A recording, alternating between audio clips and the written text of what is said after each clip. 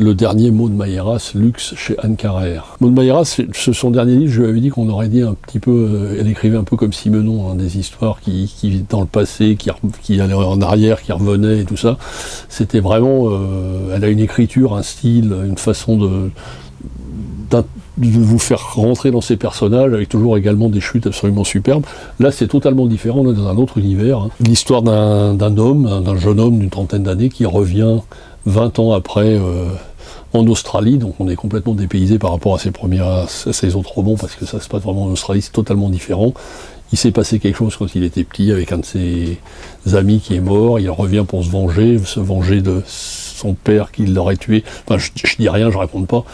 Machiavélique, 250 pages, écriture serrée, on va à l'essentiel, c'est-à-dire la description, la chaleur de l'Australie. C'est rempli de flashbacks, ça se passe à la fois de nos jours et en 1996.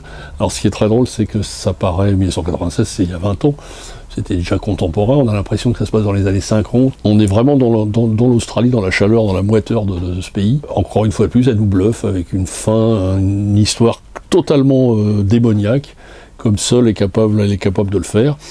Luxe de Maud Mayeras, et je vous signale qu'elle sera en dédicace à la Griffe Noire le samedi 29 octobre à partir de 16h. Plus qu'un écrivain de polar, c'est un vrai écrivain, et qui va toujours à l'essentiel dans ses romans, avec vraiment...